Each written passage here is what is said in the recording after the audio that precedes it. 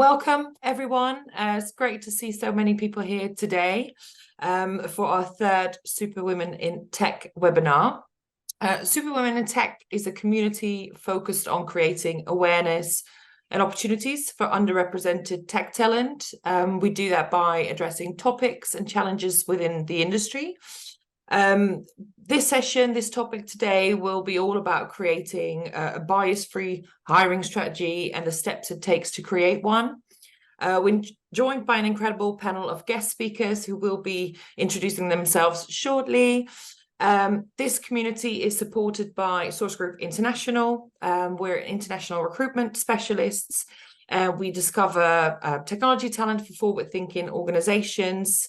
So if there's anyone on the session today looking for advice on their next role or either hiring challenges, drop us a note in the chat box or come to us perhaps later on.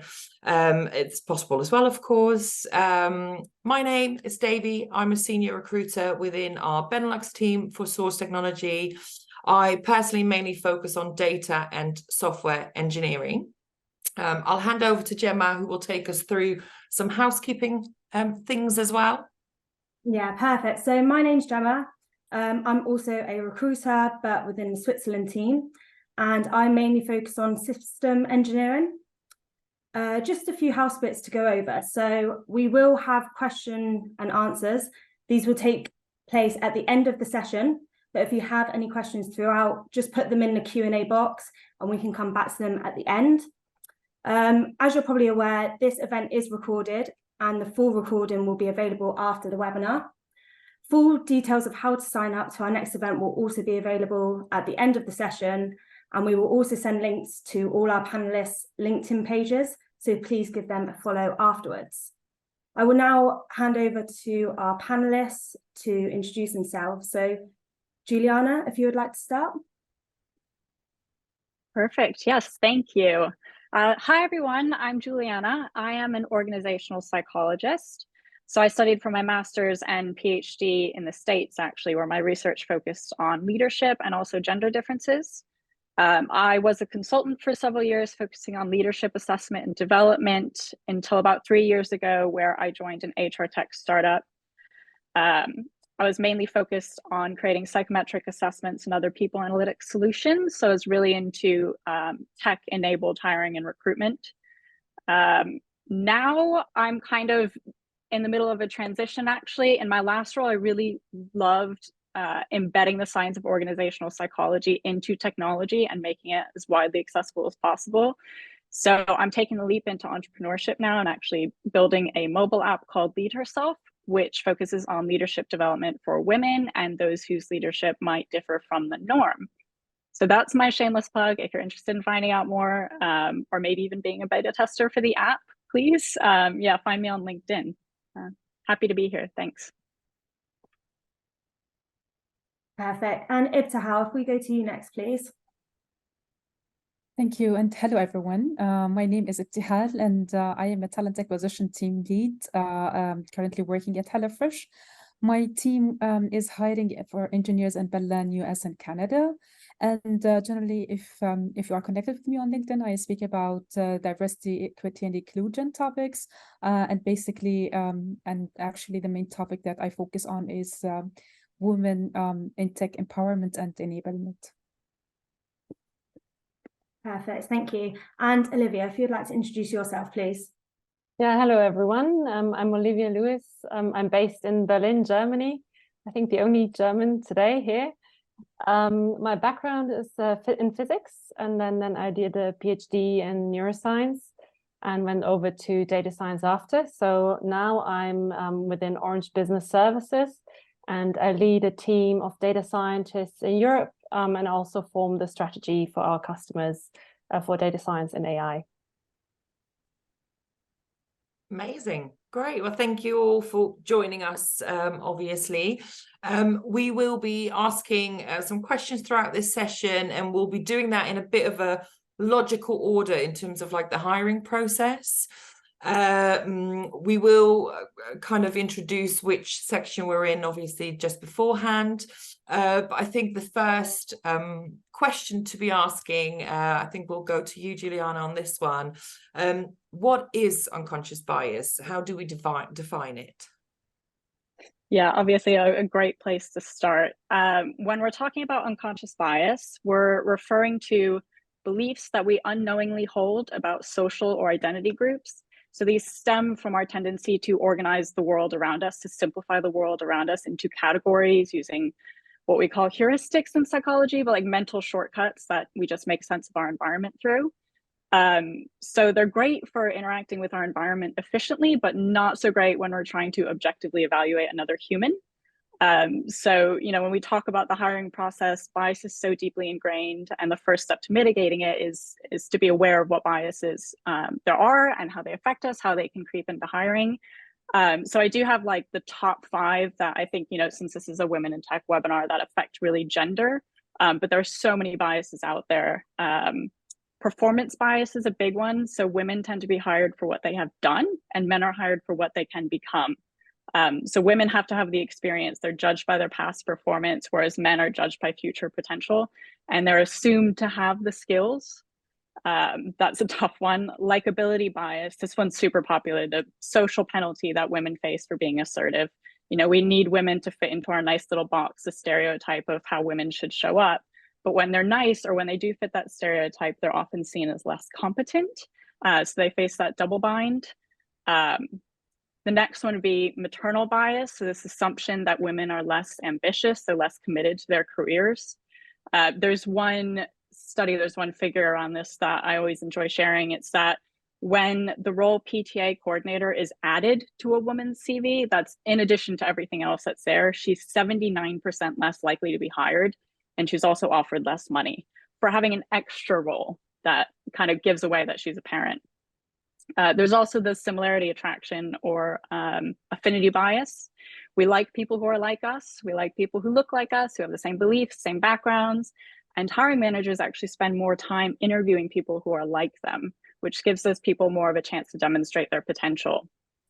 The last one I want to bring up, and I could probably go on for the full hour just talking about different types of bias out there, but I think this one is so overlooked. It's double discrimination, or triple or quadruple discrimination. And this is the impact of intersectionality, or the combination of belonging to multiple minority groups. So if a woman has like a volunteer role, an extra role that illustrates LGBTQ advocacy, they are less likely to get a call back for that interview. So, you know, these are important things to keep in mind, and they manifest throughout the entire hiring process. Different pieces like resume screening and interviews are more susceptible than others. So yeah, I'll leave it there, and we can probably jump into the start of the hiring process. Yeah, perfect. Thank you, Julie. It's really interesting to understand, you know, how it can be broken down and the different elements and examples you've just given there. So yeah, thank you for that. The first kind of section we're going to go on to is starting with job descriptions. So how unconscious bias is within job descriptions, and how we can kind of look at eliminating this. So the first question I'm going to ask to Olivia is, what elements of a job description do you think could be considered when removing unconscious bias, i.e. language used in organizations that we should be aware of? Yeah, obviously there are many different parts to a job description. I mean, and each of these parts need to be looked at. So looking, for example, at the description of the company as the first point in a job description, certain things you might want to do or you might want to not do. I think the obvious ones are to avoid biases that Juliana has spoken about, but also some things you might want to do is be explicit about how diverse you are within the company. So try to point out that what you are doing to avoid biases. Another point would be to, and that's what I'm doing myself as well, to speak to your peers and try to speak to a bigger audience within the company you work for, and run job descriptions past these people. We are not perfect. We all have biases intrinsic to us that we have picked up throughout the year from society and people around us. And just, you know, what Juliana said, to be more biased towards people like us, automatically how we are. So it's really helpful to speak to other people around us and understand if you write a job description, and some things might be easier to keep neutral, especially when you're looking at bullet points about the profile or about perks or benefits, but even there you could give some perks and benefits that might show how diverse and how inclusive you are as a company. But really, I think it's all about the feedback, and specifically if you are a company that has a product that might be very specific to a minority, for example, a femtech product, you might want to be very explicit about including minorities that are not part of the group that might buy your product. So, for example, men. So if people scroll through the job adverts from your company, they feel included, and the first thought that they might have is, why should I apply to this job? I'm not part of the group they're aiming for. And then if you're explicit to include those people, you will have a much wider variety of applicants to choose from. So, but I think really try to be, get the feedback in, also from the applicants, speak to the people, and find out what they thought about the applications, maybe some improvements they can, or suggestions they can give you to be better next time. Definitely, yeah, thank you for that. And the next question I'm going to ask to Ibtehal is, how can we make sure that the questions are aligned so that we don't potentially exclude or alienate qualified candidates? Thank you. Actually, building on what Olivia has said, so it is really important that we start from that topic, right? From how we are putting out our job descriptions. That the next step, it would be having a dialogue that is aligned to that job description. So what we need to do is make sure that our questions are gathering the right data point that makes you actually in a position that is confident that this candidate is aligned with the job description and the job profile. So what I would usually would advise to do is actually going or not using those cliche questions like, where do you see yourself in 10 years? This is like, it gathers no data point that is really important for this person is if capable of doing something or not. So the right dialogue would be a mix of situational questions, behavioral questions, asking open-ended questions, and even asking yes/no questions when a confirmation of specific information is needed. But the thing is, those standard questions would go for every single candidate. So no one will be, creating their own questions to run that interview and make sure, everyone is actually being asked the same questions, and they will be, all of them, I would say they will be managed to be assessed vertically, so no ups and downs. It's like the same standards, the same dialogue, and the same questions being asked for everyone. So this is from that aspect that I would say questions should be aligned with the job profile and the capability of that candidate doing the job, regardless their background, regardless their culture, regardless where they are at their organization at the moment. Okay, thank you, Ibtehal. Great advice there. I was saying, if we jump further into the application process itself, so Olivia, a question for yourself. So in screening applicants for new roles, what information would you say is unnecessary, and how can anonymity, for example, in CVs and screening be used to make hiring a fairer process? That's a very good question, and I think it's also very relevant to compare different countries here. So in Germany, for example, it's very normal to, for example, have a picture on your CV. It's even expected. In other countries like Switzerland, you even sometimes asked in the application process to upload a picture. Putting a picture on your CV is your own choice. In Germany, as I said, it's kind of expected, but you don't have to. But if you're obviously asked to upload a picture, and you cannot proceed in the application process if you don't do that, that's obviously a bit of a difficult one. So I think a picture is one point that I think would be very easy to eliminate from a CV or from an initial application. I mean, usually at some point in the process, you get to know the person, and I don't think the picture is relevant in that. Another interesting one is the name, I think. I don't believe that it's necessary to have a name in the beginning of the process. again, you get to know the person throughout the process and you find out their name later on. But in the beginning, an automatic ID is completely sufficient. I think you don't learn anything new from the name. When it comes to nationality, I think it's sufficient to give information if you're eligible to work in the country. So that's kind of what Ibtehal was getting at, is just provide the information that is useful and necessary, the data that you need from the applicant to proceed and get the information you need.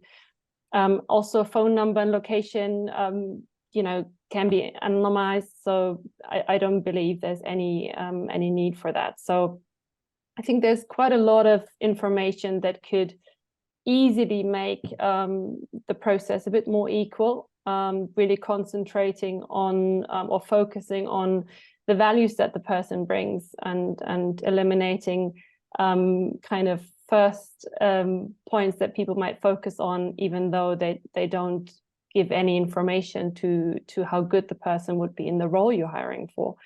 So I think there's a lot for us to do still. And as I said, country dependent, it's a bit different. I think in the UK, we're maybe a bit further than in Germany when we compare here. But yeah, I think quite a lot of low-hanging fruit that we could easily eliminate and make it more equal.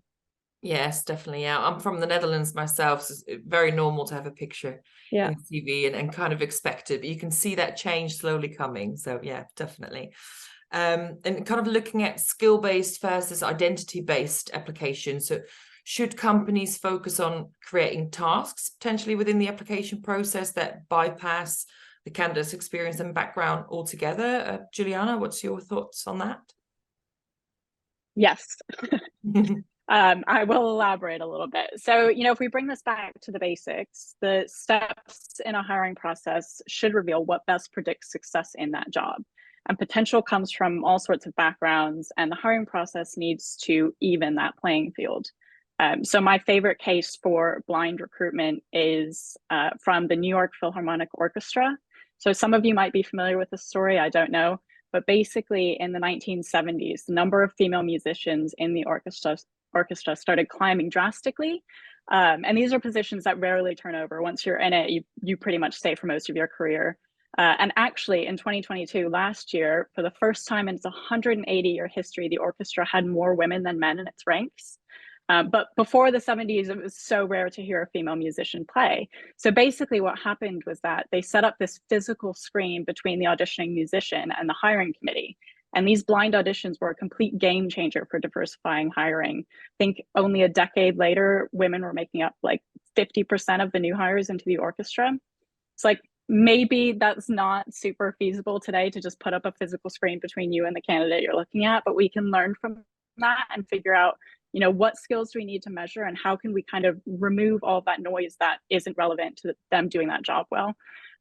So basically, zeroing in on the knowledge, the skills, the abilities that it takes to be successful in the role, having conversations with the managers and the people in the job, look at what differentiates top performers from average and even below average performers, and then figure out how to measure those things.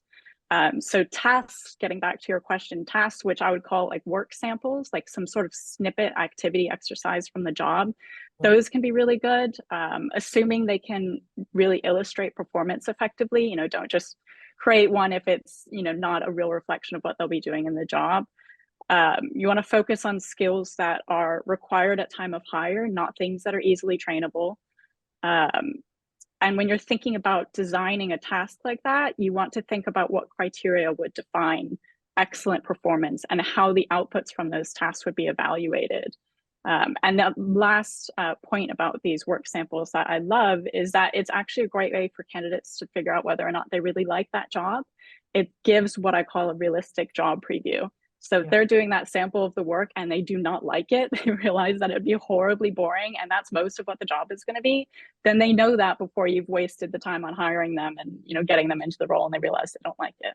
So yes, work samples, tasks, great, all for it. Yeah, definitely. That last one is definitely a very good point. If it's not an interesting task, then it's not for you. No, fair enough.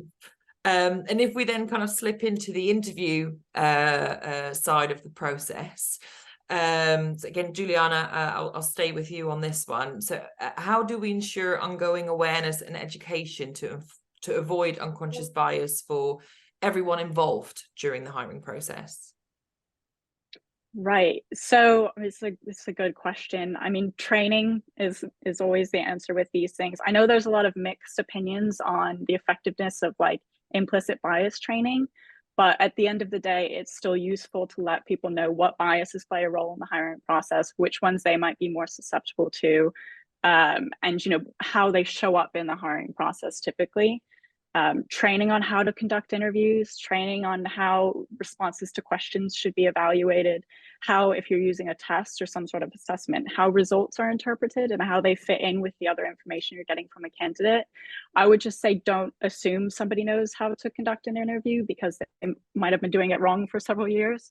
And with like interview training, you can do a mock interview within your team, because I know it's hard to kind of observe a real life interview happening. So you can do a mock interview and, you know, have everybody who's going to be conducting interviews kind of observe it and describe how they would evaluate each of the responses and discuss any disagreements, so they can kind of get on the same page for how to conduct interviews. And I think the last one would be, in terms of like ensuring awareness, I would say setting and tracking key metrics. So you can inform what to train on. You can find out if there's any, you know, patterns going on that might indicate bias. So it's just kind of being aware, and you don't need like some sort of fancy people analytics dashboard, just, you know, tracking what's happening. Yeah, interesting. No, very good. And just a question to open to everyone. So what would be your recommendations to correctly conduct interviews to avoid biases? I reckon this is quite a big question, so opening it up to all three of you. Maybe I can start. What I found quite charming, and actually it was by accident, an interview I had, because the Zoom or whatever we were using didn't work. The first interview was actually via phone, and afterwards I thought that was actually quite nice. It was easier to concentrate, but also you don't have that first impression that is very, especially if you're online, very purely visual. And it's hard to say how the impact of that is, but it just felt kind of more comfortable to just in the first instance, first get to know to be via phone only without the picture, and then in the second interview, and then at some point, you know, on site to see each other and interact, to kind of maybe level it out a bit. But it kind of set the barrier also, maybe if you're a character who's a bit more shy, and it's just easier to kind of get into the groove of the interview process if the first one. So I thought that was quite nice personally. Yeah, definitely very good. Yeah, especially like you say, if you are potentially more of an introverted person or a shy person, that could definitely kind of take that objection away. Yeah, fair enough. Okay, anyone else, any advice? Maybe I can add to what Olivia has said. Basically, preparation is the key. So I would ask that I would advise that, you know, interviewers take a couple of minutes, like 20 minutes before the interview is there, just, you know, to understand what the job description, go through the profile, go through the question they want to ask, understand their own biases, because this will eliminate the biases as they go through the interview. Make sure that they set a comfortable environment for the interview. The ice-breaking questions, they are really good to, you know, break down everything and make sure that the candidate is not nervous, so they can open up and speak about their achievements. And the most important thing is being actively listening, because basically they will be interviewing different underrepresented candidates throughout the process. And we know like women and introverted candidates, sometimes they don't speak a lot about their achievements. So we shy away from bragging about what we have achieved and how we achieved that, what are our main contribution. We don't take that credit. So the more they listen carefully about what is being actually shared, they try to dig deep into the conversation and understand the real contribution of that candidate. This would be really good as well throughout the interview process.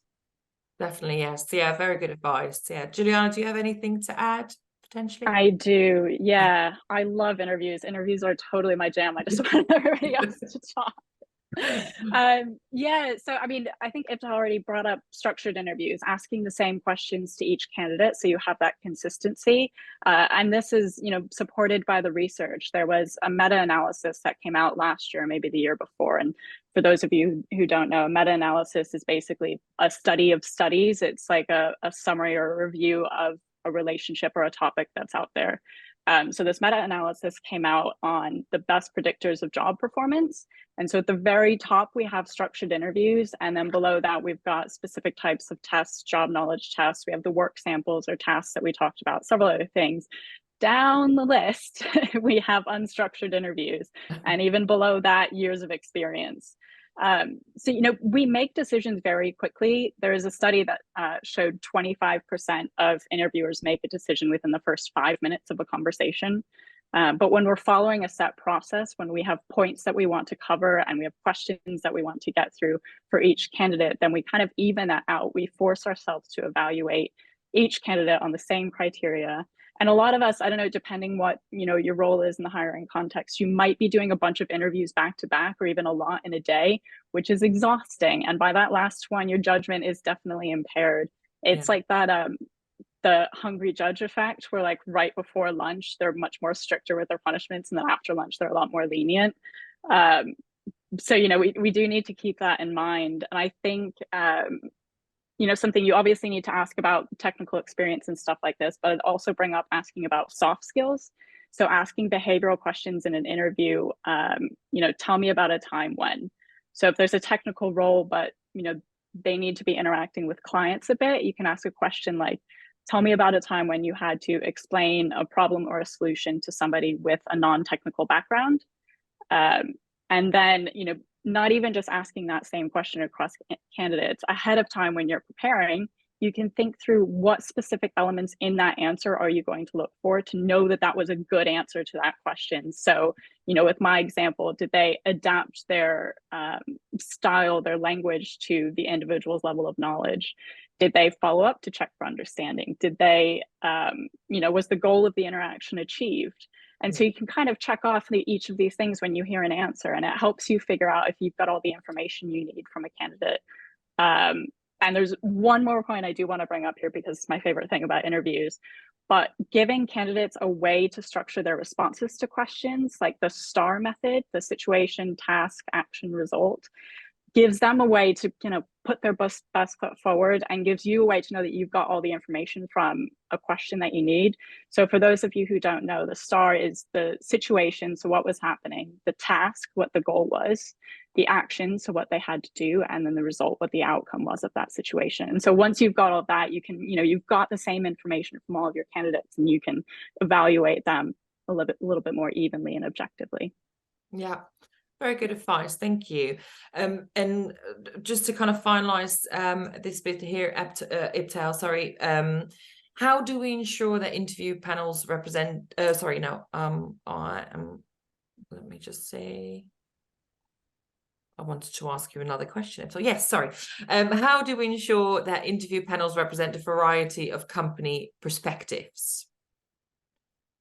This is a very important question and very tricky one, I would say, because basically, I would usually suggest that the interviews to be done one-on-one, because really you have to be careful if the interview is actually does require more than one colleague or more than one team member to be there.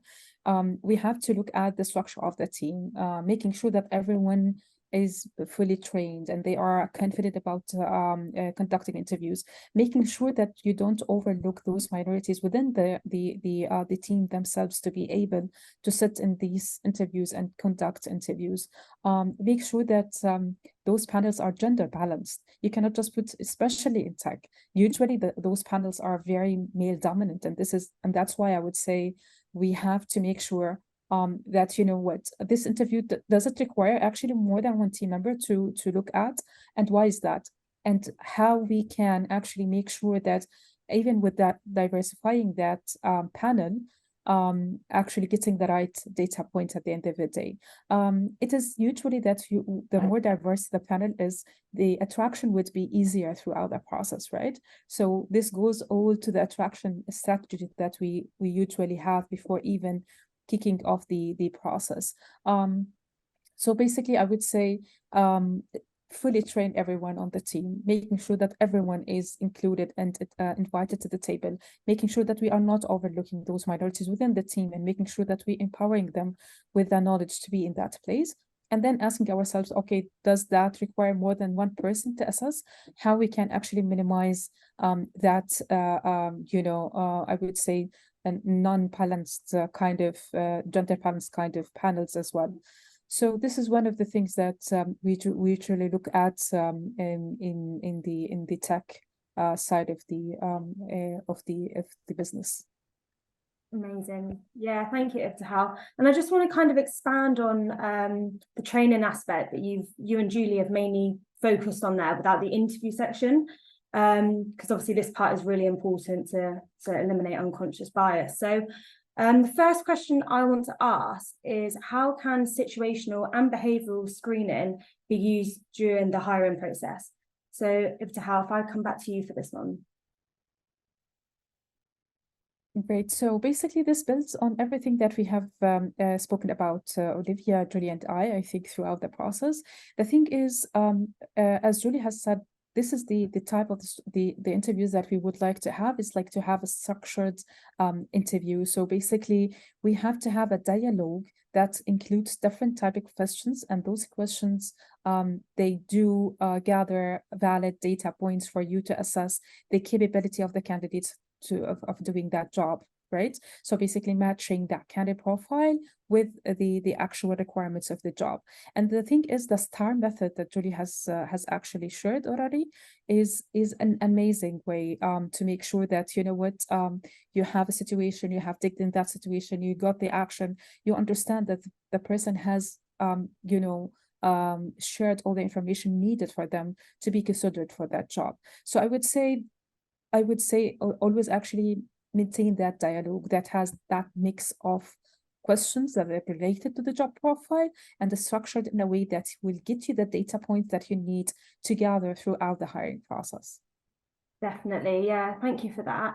And then we've touched on this quite a lot already, but has anyone else got any other steps that organizations could take to create inclusive hiring standards? This one's opened up to the panel now. Yeah, I think, and I mentioned it before, very important point is really to self-reflect. So make sure you ask other people's opinion to find out, how, if you can improve your standards, and be aware of what are your current standards in the first place, and then how can you improve and get a opinion from a larger group of people to make sure you're kind of being as inclusive as possible. So I think that will be a very important point, but also what Julianna has been touching upon earlier is to make sure you kind of have comparable data. So when you're asking questions in the interview, when you're addressing the candidate, that you can easily compare that person to another candidate and be fair with the questions and then the answers that you might expect. So the check boxes, I really like that example, but just really be able to compare based on the answers you receive, to try to avoid unconscious biases that you might have towards that person intrinsically. So I think that's a really, really good point. Yeah, perfect. Thank you. Has anyone else got anything else to add? Yeah, I might just jump in there too. I mean, completely agree with what you've said, Olivia. I would say absolutely collecting data from people going through your application process, and you can do this in the form of a candidate experience survey. If you did want to put some structure around that and collect data that you can compare, asking, about their experience in your application process, ask for that feedback, and then analyze feedback by any available demographic information. So include those demographic questions in your survey, make sure they're optional, and explain why you're collecting that information. But then, you might have some data that you can share within the team and discuss and figure out, how do you improve your process and make sure it is inclusive. Perfect. I would like to add on what Julie and Olivia have already shared. Actually, in addition to what they have already mentioned, I think rolling out specific initiatives that manage the outcome of the hiring process would be as well beneficial. So basically, for example, the Rooney Rule that is taken from the US kind of coaching and coming from sports background, it can be scaled and adapted to the hiring process. So, for example, making sure that the hiring managers have already met and actually interviewed at least one underrepresented candidate before just going to the first non-diverse candidate that offer them. This is one kind of the initiatives that making sure that you have seen a candidate and interviewed a candidate the final stage before just deciding that, you know what, I will just go ahead and offer this non-diverse candidate because of the business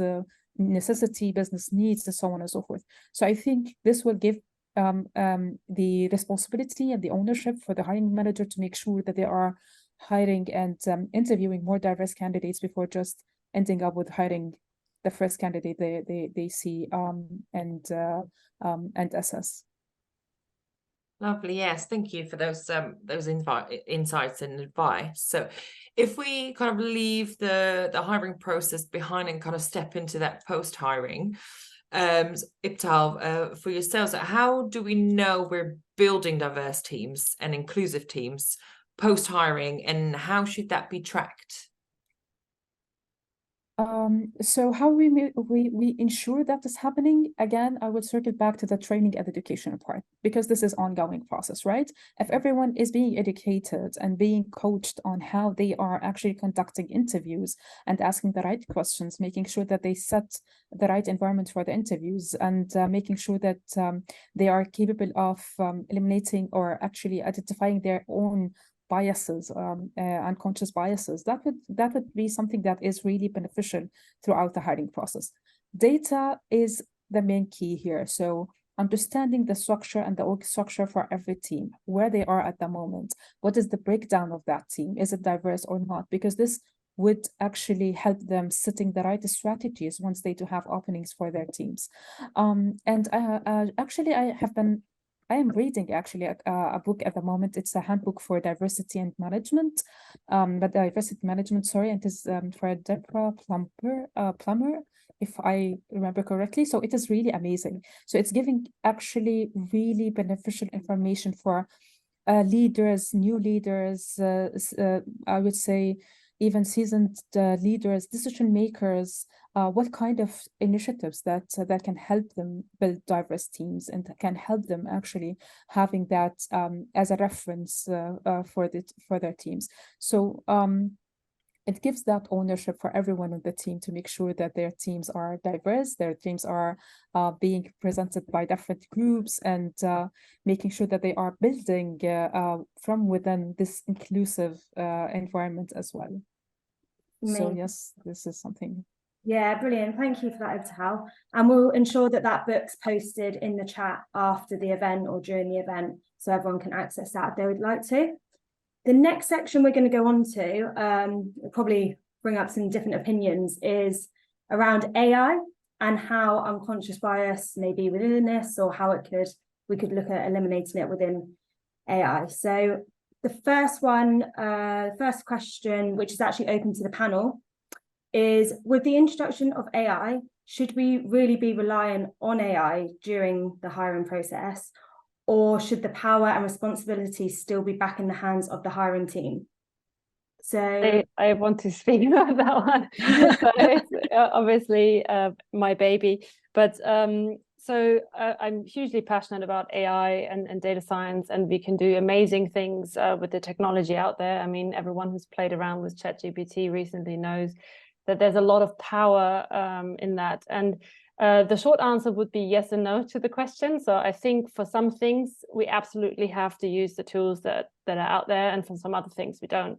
So how I would categorize it is I wouldn't currently rely on any automatic ways of analyzing more complex text to ensure that there's no interpretation going into that, where then I might filter out a candidate, even though I would have liked to speak to that person. On the other hand, it's absolutely necessary to filter actively, especially if you have thousands of applicants for a role. There's no human who has the time to go through all of that by hand. But there are ways to do that without, getting into that interpretation field. So often you might have noticed if you apply for a job, there are these like drop-down questions, for example, like experience in years.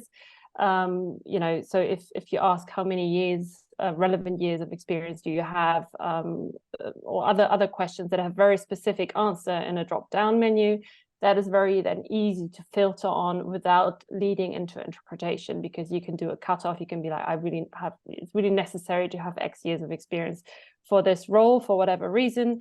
And then you can do a clear filtering and obviously other questions as well. I think that's absolutely necessary, because especially if you have a lot of applicants that you cannot manually go through. But then everything else that is more, free text based, where you might automatically want to look for keywords or even interpret that text, I would leave that in the hands of the humans. Perfect. Yeah. Yeah. Sorry, Gemma. I'm so excited about this question. Definitely have an opinion here. And I think we were talking about this beforehand. I'm ready to jump in on this. There's so much to unpack in the question. I love it. Should the power and responsibility be put back in the hands of hiring teams? There's just so much to read into there. But basically my answer is that the responsibility should always stay with the hiring manager, the human that's in charge of that hiring process. But AI has the potential to make the hiring manager more powerful.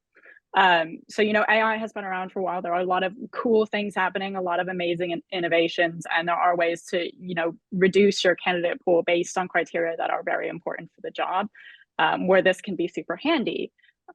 But there's not a lot of governance around it, the regulation, the legislation around it, the ethics, how we're implementing AI in the hiring process. We're still figuring that stuff out.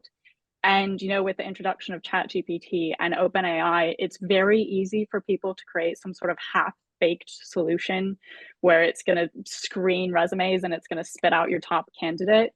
If somebody's saying they have a bias-free AI way to find you the top hire, don't buy it, because we're not there yet. A lot of algorithms are still proprietary. They're not publicly shared, so you don't really know what's going on or how people are using them. But as we've been talking about here, the current hiring practices are also rife with bias. So I don't think it's all bleak. There's bias everywhere. There's no answer. End of call.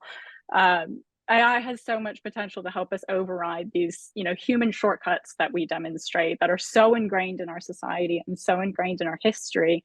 But we also need hiring managers and HR professionals to be aware of what's going on and to vet processes and to work towards reducing bias. Otherwise it's bias in and even more bias out when we look at like data that algorithms can be trained on. So my bottom line here is that it should always be data informed human decision making. So data can be biased, AI can be trained on problematic data. It has the potential to amplify issues.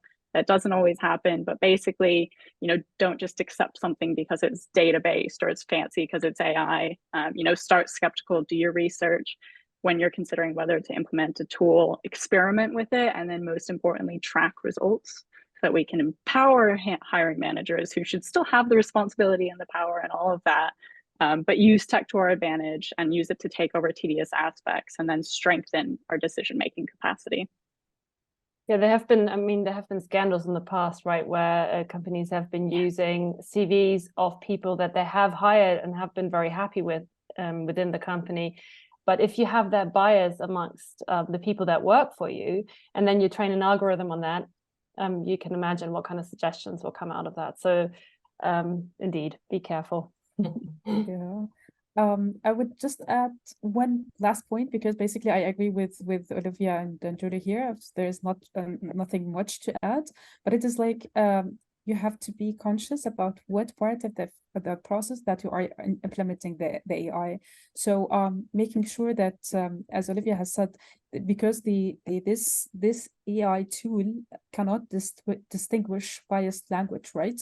Because basically they are not built by linguistics per se. So they will not be able to, so this tool will not be able to distinguish any biases in any created content, whether that today in job description, this is a no, for example, and creating any context or any content for branding, employer branding, or anything that is related to hiring as well. So I would say that is very is still at the early stages, where you have to understand, okay, if I am today to adapt that AI tool, where should it be? It should be actually to just make everyone's life easier, and the automation in terms of sending out or screening process, maybe gathering some kind of keywords, but not necessarily taking that over, as Julie has said, because this is again the ownership for everyone who is taking part in that hiring process. Yeah, definitely. You've all kind of touched on how it's kind of how the power of AI and where it should lie, how it can probably assist, but that element of power is quite interesting there. The next question I'm going to ask then in terms of AI is, how can organizations ensure their employer brand is inclusive? So Ibtehal, if we come back to you for that one, please. Actually, seeing is believing, I would say. So using different platforms where it showcases the underrepresented a group within the organization, how they are actually being integrated, how they are being actually excelling at what they are doing as well, making sure that the environment of that company, the culture of that company is open for everyone who would like to join that company. And I was saying that the other day that usually career sites are somewhat plain. So usually I would say, if I would like to see what that company looks like from within on like day to day, I would jump into their LinkedIn and see what they have within their company, what videos, posts they do have, who's saying what kind of, for example, events they do have, what if they do have like any kind of ERG groups that they are integrating within the company. All of these things are really nice for the prospective candidate to see in different platforms. So I would say seeing is believing again. So if that is already there, showcase it to your candidate, your prospective candidates before even joining or running them in any hiring process. Yeah, perfect. And then just going off that, does anyone in the panel know any brands that you feel do a good job of this, or would like to give like a little comment or a shout out to? So this one's open to anyone in the panel. I'll share something, but it's just funny. We're so ready to jump in on all the other questions, but it's really hard to think of examples of brands aside from potentially where you currently work and you want to give a shout out to your own company, but it's really hard to think of people who are doing this right, which is sad. One company I've seen who's doing a good job is Arctic Shores. They're a UK psychometric company, and in their hiring process, they do focus on assessing behavior. They have very welcoming and inclusive communication around their hiring process, and they also do a great candidate experience survey. So that would be my example. Perfect. Yeah, thank you. And does anyone else have any examples at all? No. It's tough. It really is tough. It's so sad. It is tough, right? I would say maybe something, I don't remember the name of the company, but that company was actually stood out for me because basically they spoke about women in leadership within their organization. So they were proudly saying that how many women they have, and those women in different leadership positions within their company, and they do have their stories already shared. So every woman was like having a post of what they are doing within their organization and different parts. Especially it was tech organization. That's why I was like, oh my God, this is something that is really hard today, actually, to especially the talent insights in that area is very, very challenging, and that is something that I would say would really attract the right audience to join if they're more representation for women, or underrepresented groups and leadership positions.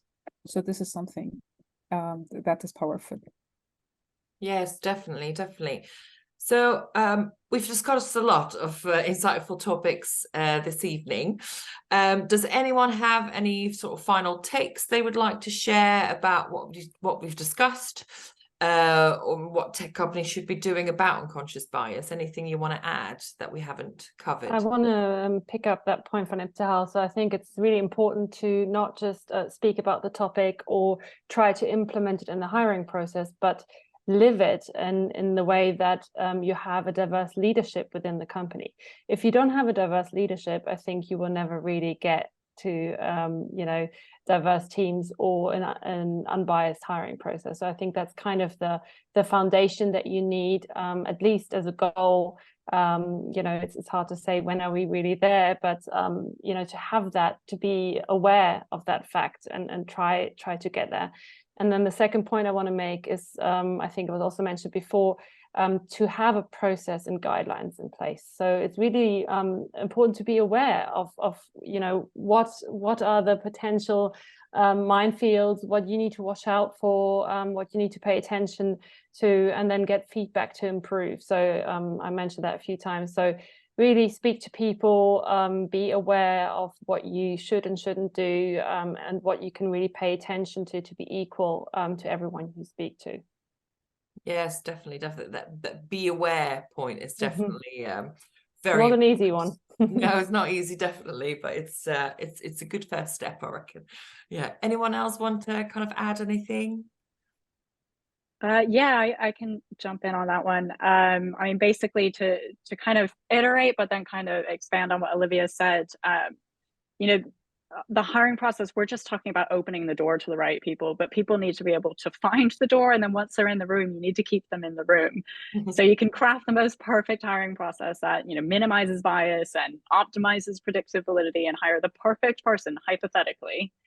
But if they don't then have the support and resources to thrive in the position, they're not going to succeed. They're probably not going to, step into their full potential. And they're probably going to leave, if not within the first few weeks, within the first year, probably. It's like our best predictors that we have in the selection process that we've been talking about here only explain about like 40-50% of variance in job performance, or maybe even 60% if you've figured out exactly like the perfect hiring process and what to include in it. There's so many factors that can interfere with those estimates when that person then gets in the job, and you need to keep them there. So we need to engage, we need to manage all of these individuals as diligently and inclusively as possible to ensure success. So it's kind of like, I know we just focused on hiring, but we're only talking about one piece of it. Yes, yeah, no, definitely. Ibtehal, did you want to add anything there? Just one thing actually is making sure that the diversity topic is being touched even before just kicking off any roles. So from the strategy of sourcing for that role, how that would be advertised, what should be advertised, what things that we need to have to target that audience, making sure that again circling back on the education and the coaching, that everyone on the team is coached and trained, and even if you need to implement some shadowing practices, do it so you understand how that actually is being conducted throughout the process. And something that Julie has mentioned throughout the conversation today is making sure that there is a feedback survey, candidate feedback survey, so you understand the pattern of the hiring process now. Are we doing well? Are we not? Where we should be doing better and how? So I think those are the key points that I found really useful today. Yes, yeah, definitely. Not perfect. So there are two questions in the Q&A that I want to ask, obviously open to the panel. So the first question is, it says, panelists have shared some valid ideas for minimizing bias in the hiring process. What ideas, guidance, or lived experience do they have to continue addressing implicit biases once a candidate is hired? Now, we've touched on a couple of those bits, but anything else to add? Maybe I just jump in here to emphasize on the organizational part of that at the end. So the organization part of it. So building that comfortable and diverse environment is really important. So the post-hire is definitely the same as pre-hired, right? So if the team is not diverse, if the culture is not actually inviting everyone to the table, it's not as inclusive, then the whole hiring process and the interview process and whatever we are doing to attract the people, it will not maintain that sustainability once the candidate is hired. So basically, the whole journey starts from the basics, actually having that on the ground already before even start attracting talents and acquiring talents to the organization. So building strong teams, diverse teams, and we know diverse teams are the high-performing teams at the end of the day. So this is beneficial for everyone to have diverse and inclusive teams. This goes hand in hand with the employee experience teams, HR teams, talent acquisition teams, understanding and making sure that everything is integrated well all together. So this might be something. Yeah, I think another important point is just again, speaking to each other and allowing that happens openly. So, for example, if you speak to your manager regularly, maybe it's a monthly meeting that you have, like a one-on-one, that meeting is really an informal, open, comfortable meeting where the person feels free to address issues. And usually when you start speaking about the everyday in a comfortable setting, things pop up that you might not even wanted to mention as an issue.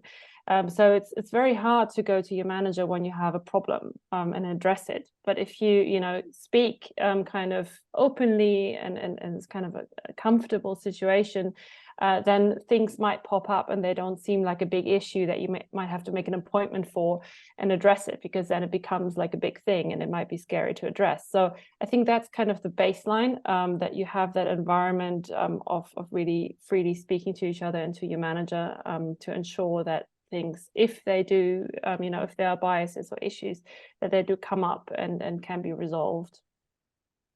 Yeah, perfect. So there's one more question here that I think is quite an interesting question, so I do still want to ask it to you all. So how do you talk to your hiring manager when they are very clearly biased? So they've added an example. So one of their hiring managers is very clear on the bias, where if someone is a fun, bubbly person or into some of the same hobbies, they are favored in comparison to quiet or more serious candidates. So how do they confront or talk to the hiring manager about that?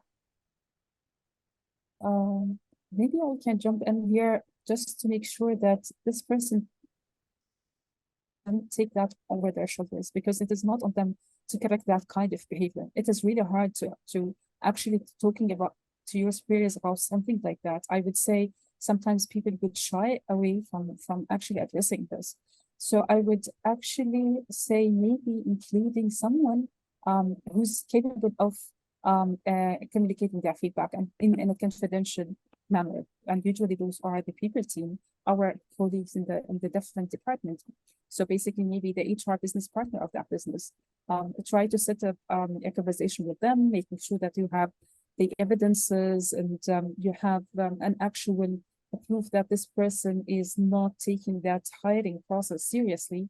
And the thing is, and they are not taking the right measures for hiring diverse candidates. And if this is something that is taken through that process, it will be easier for both parties, easier on the employee and easier on the manager, because basically, again, I don't want anyone to be under the spot and speaking directly to the hiring manager unless this hiring manager is open to such kind of feedback.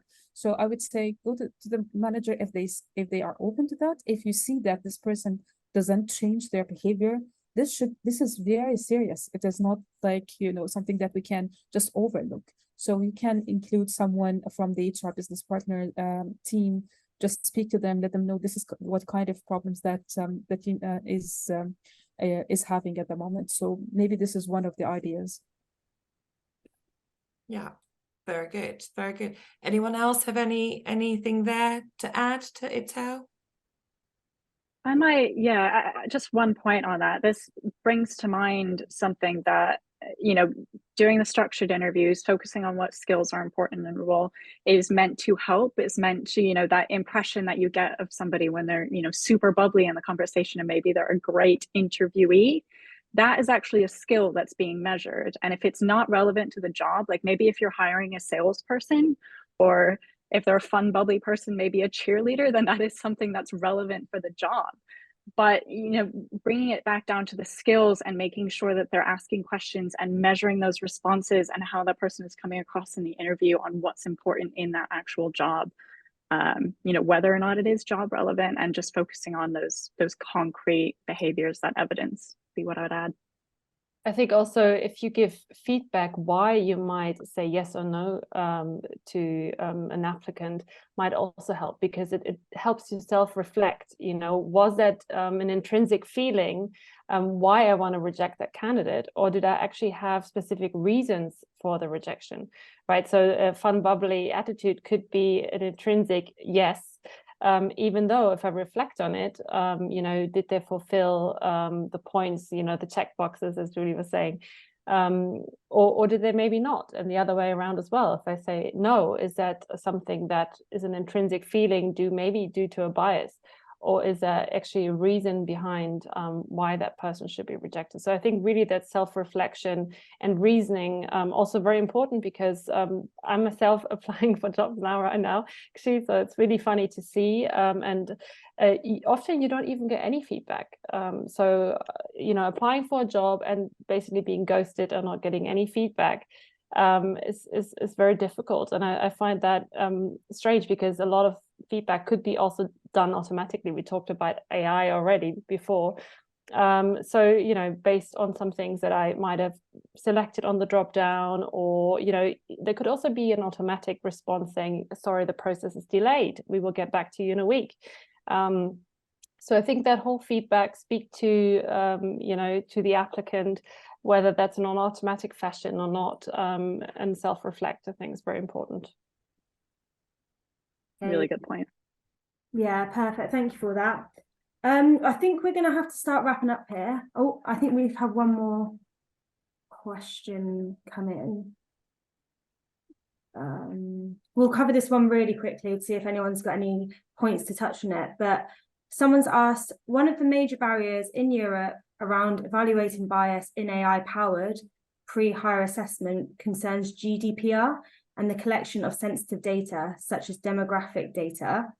What are the ways that we can address this barrier? Does anyone want to touch upon that one?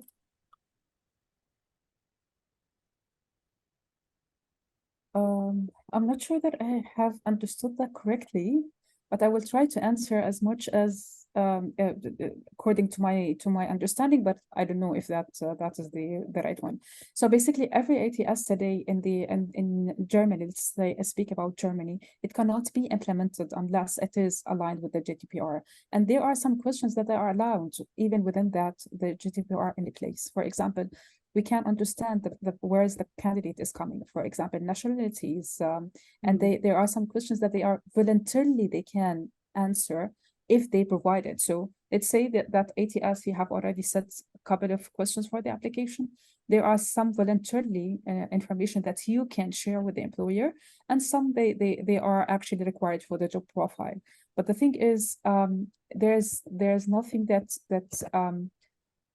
actually prevents you to share this information if you would like to share them, as long as you share them voluntarily. So that's why some questions in the application might be mandatory. Some questions in the application would be you know, voluntarily sharing information. So that is really that is important even for the company later on, once they have the onboarding, to understand how the teams are diverse, how they can actually do better. If today they don't have this information, they cannot really work on building diverse teams later on in the process. But this is this is what I have understood from the question. I hope that answers the question as well, but over to the panelists as well, if they would like to add anything. I think that's good. Olivia, would you like to add anything? No. No, I feel like we could talk about this subject for ages, really, couldn't we? But yeah, just want to say we're going to have to wrap it all up now, but thank you very much to our panelists and to the audience for joining today. As you're probably aware, we do run these events quite regularly, so details on how to sign up to the next event will be found on the screen and in the chat box soon. The next event will be on the 6th of December, and then we will schedule some more going into next year as well. The next event will mainly be focusing on leadership and diversity and inclusion within that. So you'll all receive a request for feedback following on after this session. We've touched on feedback quite a lot in this session as well, so it'll be really handy if everyone could give their feedback. And yeah, we will definitely send out some more links to next time, but thank you again for all coming, and yeah, looking forward to seeing you again soon. All of the links to everyone, to all the panelists' LinkedIn's, by the way, are shared in the chat, I think, at the moment. So give them all a follow. You'll be busy accepting all of the invites, I reckon. But thanks everyone for joining. Thank you. Thank you. Thank you. Bye-bye. Bye. Have a lovely evening.